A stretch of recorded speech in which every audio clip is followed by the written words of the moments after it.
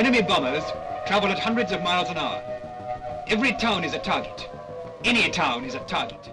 In a world rife with conflicts, natural disasters, and emergencies, sirens have become harbingers of dread and unease.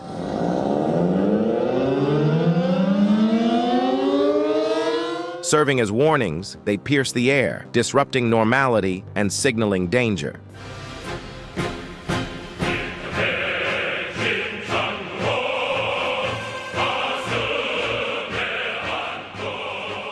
This video delves into 15 of the most disturbing sirens across the globe and throughout history, examining the societal and emotional impact they've had. From air raid sirens of World War II to modern emergency alerts, each siren tells a story of urgency, alerting populations to impending calamities. Number 1. Air raid sirens in London, World War II. The air raid sirens that wailed over London during World War II were far more than mechanical devices. They were the audible manifestation of the conflict that had engulfed the world.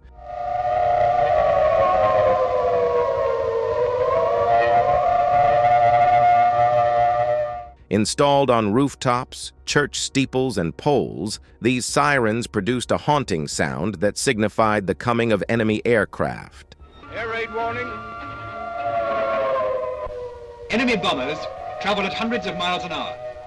Every town is a target. As Londoners heard the unsettling drone of the sirens, daily life came to an abrupt halt. People dashed into subway stations, basements, and Anderson shelters, makeshift underground bunkers built in their backyards to seek protection from the anticipated bombings. The sirens had a dual-tone feature that emitted both a warbling and a constant note. The warbling tone signaled an incoming raid, while the constant tone signaled the all clear. The psychological toll of these fluctuating tones was enormous.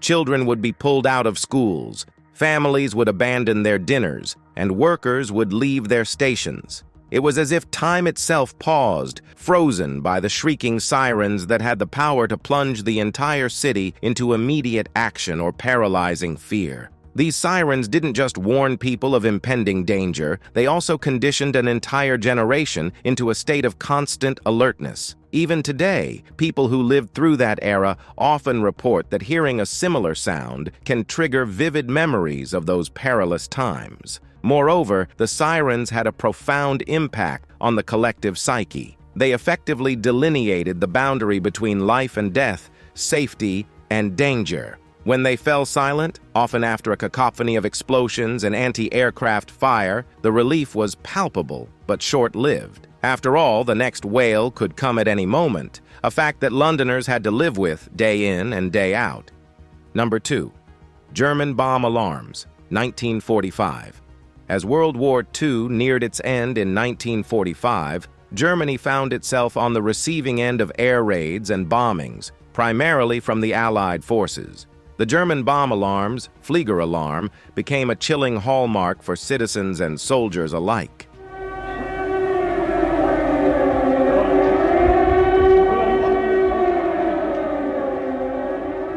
These alarms consisted of a sequence of tones, starting with a preliminary warning that signaled bombers were within a certain range. The second, more urgent alarm indicated imminent danger, compelling people to take immediate cover in air raid shelters or improvised bunkers.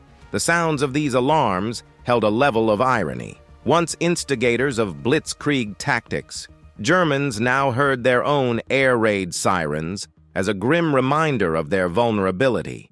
These sirens were mounted on tall structures throughout cities, blaring their wails that would send civilians rushing for cover. It was during these moments that people would file into underground bunkers, often damp and dimly lit, or into fortified cellars. Families would sit huddled together, clutching personal belongings, as the deafening booms of falling bombs and subsequent explosions resonated above them. Number 3. Tokyo air raid sirens, World War II. As World War II raged across continents, the skies above Tokyo were not spared the terror of air raids. The old alarm and the new. It's an air raid over Tokyo, or at any rate something very like an air raid. For it's so well staged that pictures of a real air raid would look just like this.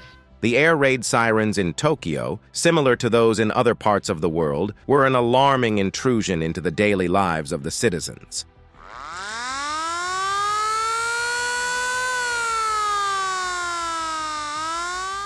These sirens consisted of a high-pitched wail, followed by a low drone, echoing through the cityscape to warn people of impending danger. As the ominous sound enveloped the city, people would instinctively look upwards, scanning the skies for American B-29 bombers, and then rush to find shelter. Most shelters were makeshift, often no more than reinforced basements or dugouts, where people would huddle in dark, cramped conditions. The sirens were usually followed by anti-aircraft fire, roaring engines, and then the unimaginable devastation of bombs dropping. The Japanese populace was urged to remain steadfast and resolute, but the sirens pierced through any facade of courage or propaganda. Mothers would clutch their children close, and the elderly would mutter prayers as entire neighborhoods were razed to the ground. Even the stoic, cultural restraint often attributed to Japanese society was stretched to its limits under the psychological strain imposed by these sirens.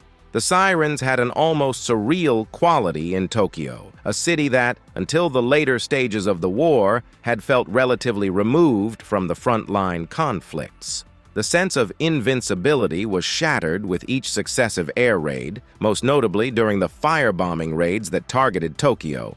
These attacks, aimed at disrupting the Japanese war effort and breaking the morale of its people, led to substantial civilian casualties. The sirens, initially seen as a precautionary measure, became an ominous prelude to widespread death and destruction. Number 4. U.S. Cold War Civil Defense Sirens. In the tense atmosphere of the Cold War, the United States was gripped by the fear of nuclear annihilation. Civil defense sirens were installed throughout American cities and towns as a crucial element of preparedness against a possible nuclear attack.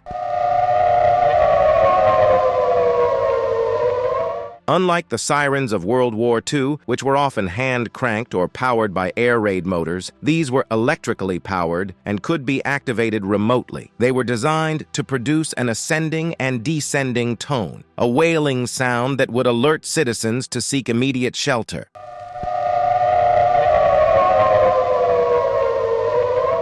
The sirens were part of a broader civil defense strategy that included fallout shelters, emergency drills, and educational films. Schools practiced duck and cover exercises, and families were advised to build bomb shelters in their homes or yards. Yet, the wail of the siren carried its own unique psychological weight. When tested, usually on a designated day and time each month, the sirens would send a shiver down the spines of those old enough to comprehend the implications.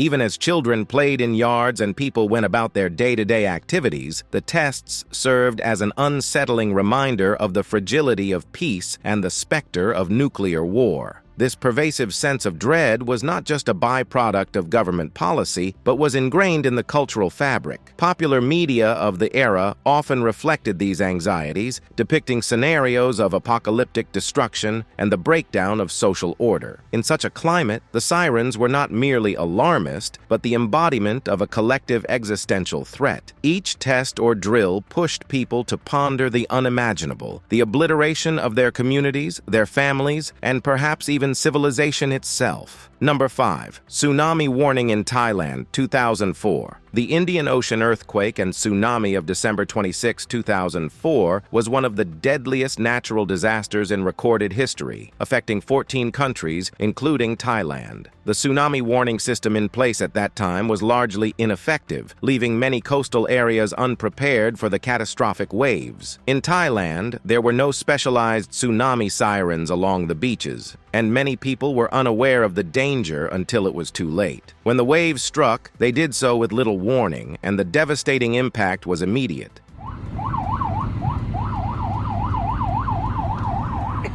However, in some instances, sirens from police cars and fire trucks were used in a desperate attempt to warn people. These were not the specialized sirens one might expect for a disaster of this scale. They were the regular sirens of emergency vehicles, repurposed for a cataclysmic event. In areas where these sirens could be heard, they played a crucial role in alerting people to the imminent danger, urging them to seek higher ground. The ad hoc use of these sirens was chaotic but vital, underscoring the lack of preparedness for such a disaster.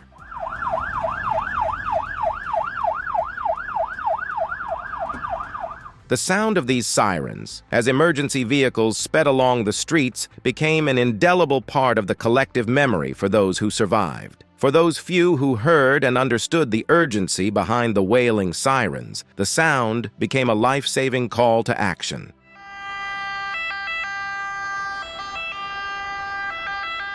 In stark contrast, the absence of specialized tsunami sirens in many regions became a haunting silence that would later be scrutinized and criticized, serving as a painful lesson in the importance of disaster preparedness. Number 6. Tornado sirens in the American Midwest. The American Midwest is colloquially known as Tornado Alley due to its susceptibility to violent and often devastating tornadoes. Here, tornado sirens serve as a vital part of public safety infrastructure.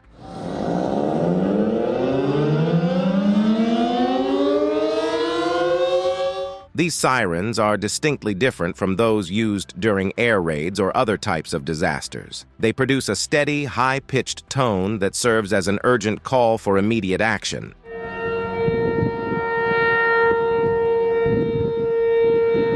Take cover in a sturdy building or a designated storm shelter. When the sky turns an ominous shade and the wind picks up, the wail of a tornado siren can mean the difference between life and death. Tornado sirens are typically activated when a tornado warning has been issued by the National Weather Service.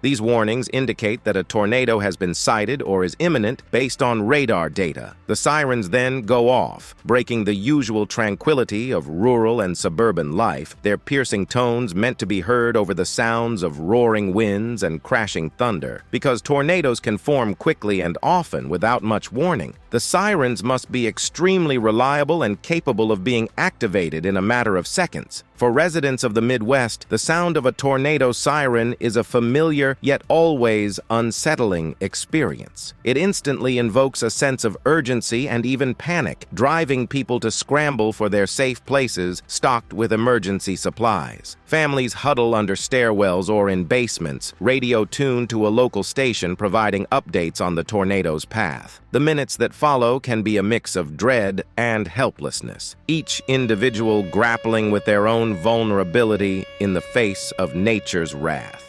Number 7.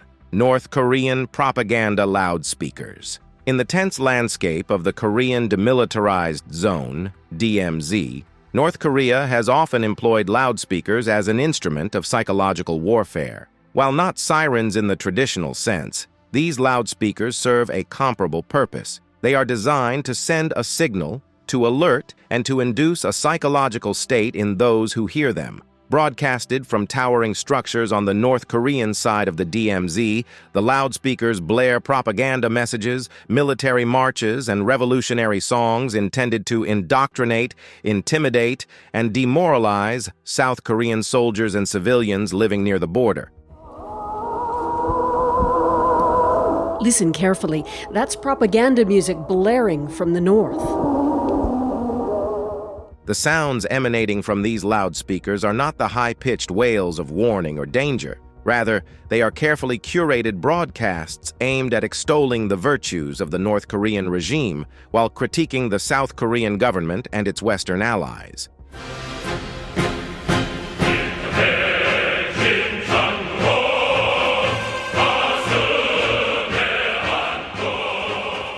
In this asymmetric audio battle, the aim is to weaken morale and create ideological fissures in the minds of listeners. So that's the village of Gijondong, which we often refer to as the propaganda village. It's a Potemkin village. It was meant to be a shining beacon to encourage South Koreans to defect. The village is actually fake. Most of the buildings are empty. During times of escalated tension, these loudspeakers can operate around the clock, making it nearly impossible for those within earshot to escape the relentless auditory bombardment. For South Koreans who have lived near the DMZ, the propaganda broadcasts are a bizarre and unsettling aspect of daily life. While most dismiss the messages as manipulative and false, the psychological toll of being subjected to a constant stream of propaganda should not be underestimated. The broadcasts serve as a constant reminder of the unresolved conflict between the two Koreas, a conflict that has separated families and scarred the collective psyche of a nation. Number 8. Israeli Air Raid Sirens. In Israel, the air raid sirens carry a multi-layered symbolism, shaped by decades of conflict and a persistent sense of existential vulnerability, typically used to alert citizens of incoming rocket or missile attacks. The next, and in the last few minutes, in fact, there's an air raid siren now. We're just going to take cover. I can carry on talking to you, but we'll just head inside. I think that is probably a response from Hamas. These sirens are an integral aspect of Israel's civil defense infrastructure. When activated, the sirens emit a high-pitched wailing sound, oscillating in tone to command immediate attention. Upon hearing the siren, Israelis are trained to move swiftly to the nearest bomb shelter or safe room.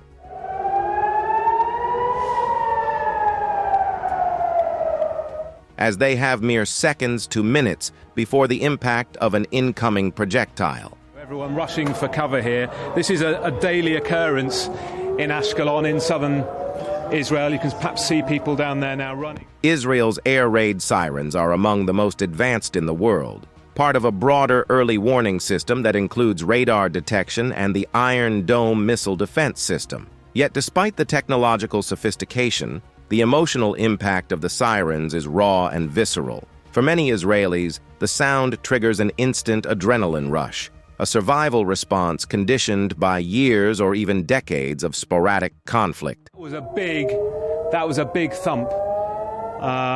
It would have been a Hamas rocket heading over into southern Israel. The sirens don't just signify an immediate physical threat. They evoke a long history of regional animosity, terrorism, and war.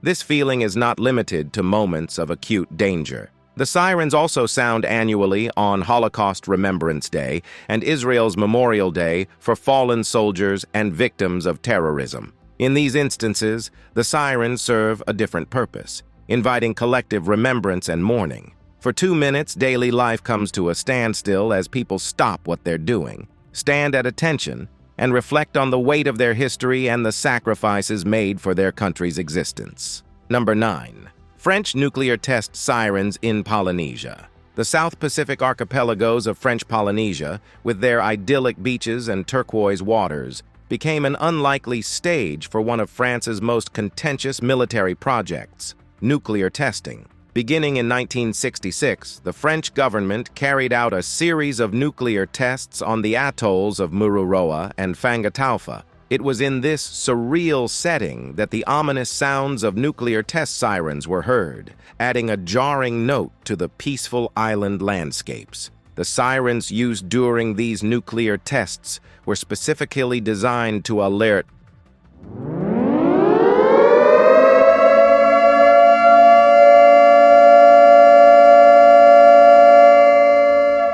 local populations and military personnel of impending detonations. While the French government insisted these tests were safe, the sirens themselves became a grim symbol of colonial exploitation and the human cost associated with nuclear proliferation. When they sounded, islanders would brace themselves for the shock waves and the subsequent tremors that would rattle homes and disturb the tranquility of lagoon waters. It was a ritual that unfolded over almost 3 decades, each siren blast eroding trust and stirring resentment among Polynesian communities. The sound of these sirens was not just an alarm, it was a harbinger of environmental degradation and social disruption.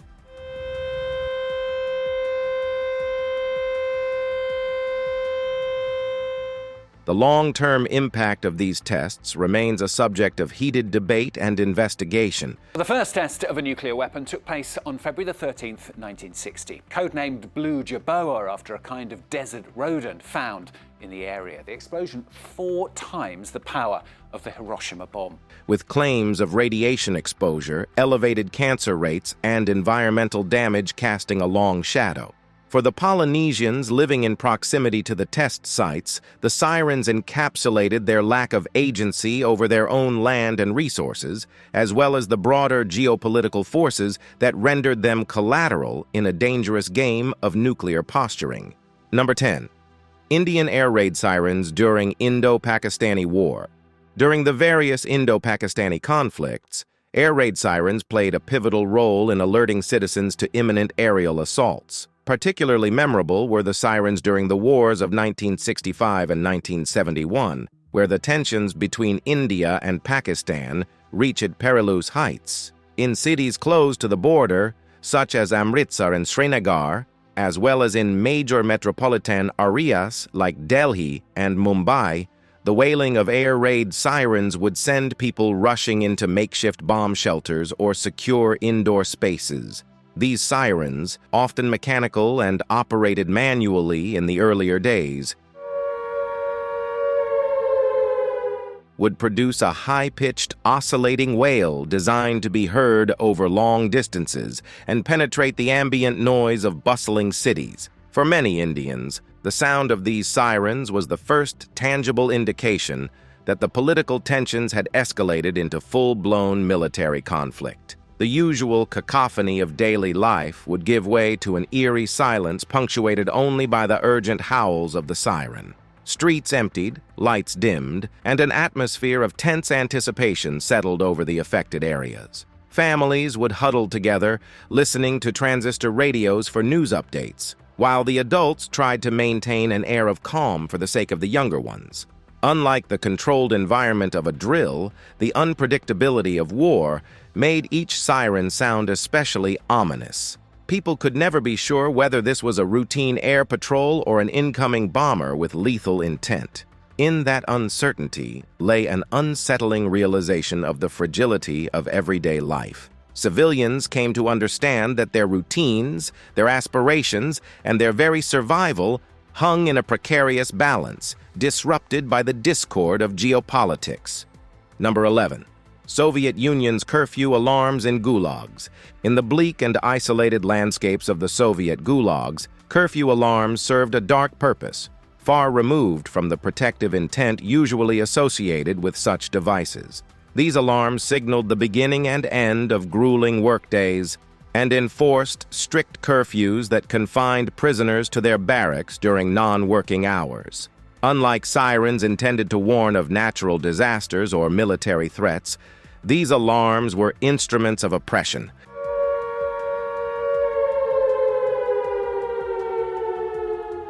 Designed to regulate every aspect of life within these notorious labor camps.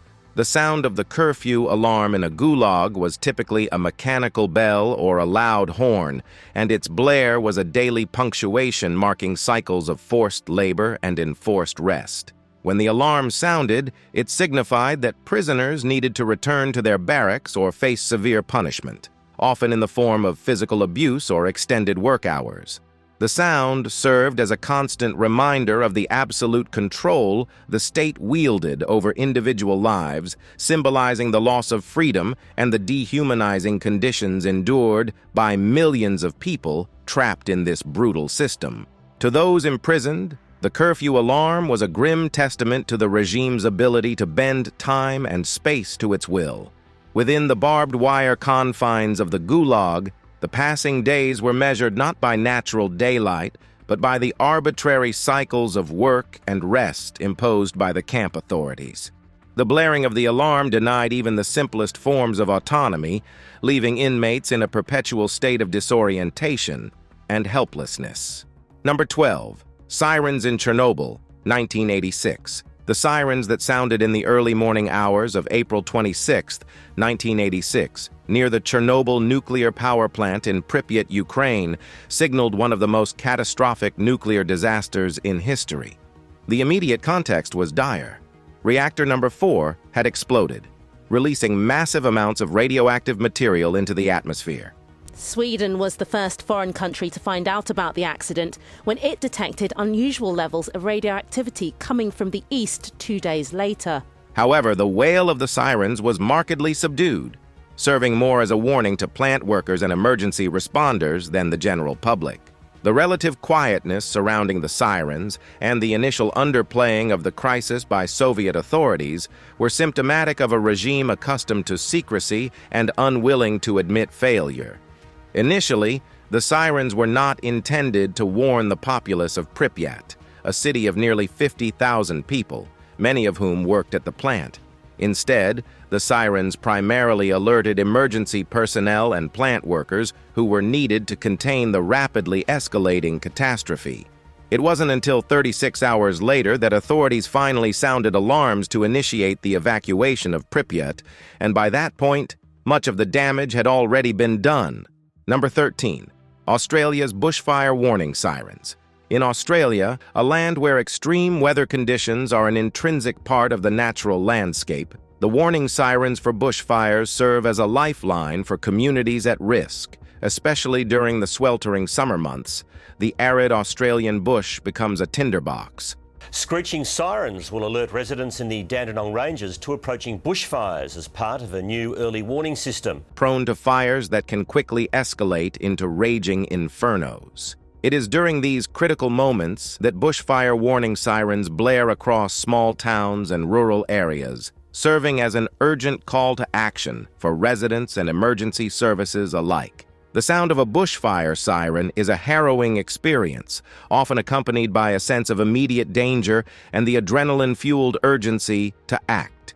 Depending on the state and specific locality, different types of sirens and alert systems are in use, ranging from electronic alarms to the more traditional mechanical sirens.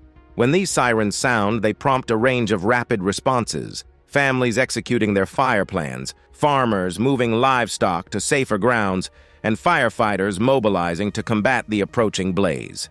However, the sirens are not just noisemakers. They represent a complex coordination of community preparedness and technological monitoring.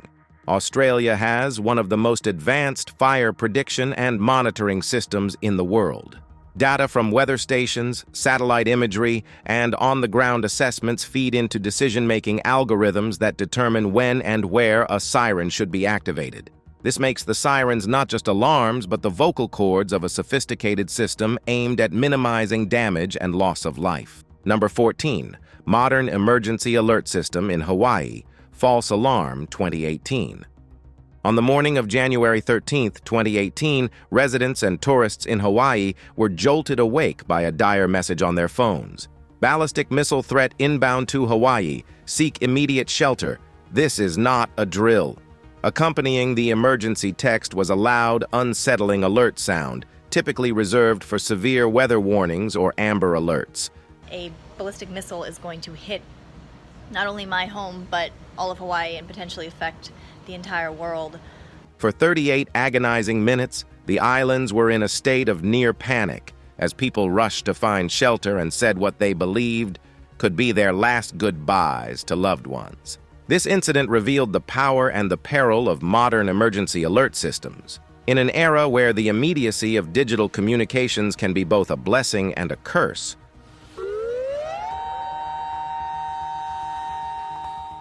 the false missile alert in Hawaii underscored the critical importance of accuracy and verification in emergency notification systems. Tonight, people living in Hawaii are angry, frustrated, and confused after a false alarm warning of a missile strike. The alert turned out to be a mistake, triggered by human error during a routine test at the Hawaii Emergency Management Agency. Yet the palpable fear it instilled in residents and visitors alike was very real, as was the ensuing confusion and distrust in the alert system. One could argue that the gravity of the false alarm was amplified by the geopolitical climate at the time, marked by heightened tensions between the United States and North Korea. Against this backdrop, the idea of a missile strike didn't seem entirely far-fetched, which made the alert all the more disturbing. Within minutes, The sirens exposed the vulnerability that comes with our connected world. They illustrated how easily a technological miscue could escalate into a full-blown crisis. Number 15. Sirens during the Balkans conflict. The Balkans conflict of the 1990s was a period of intense turmoil and human tragedy marked by ethnic tensions, territorial disputes, and widespread violence. One of the haunting elements that stitched together the tapestry of this complicated time were the air raid sirens that often resounded over cities like Sarajevo, Belgrade, and Zagreb. These sirens carried a weight of dread and uncertainty, as they often presaged incoming aerial bombardments, artillery strikes, or other forms of attack. The experience of hearing a siren during the Balkans conflict was not merely an auditory event, but a multi-sensory ordeal.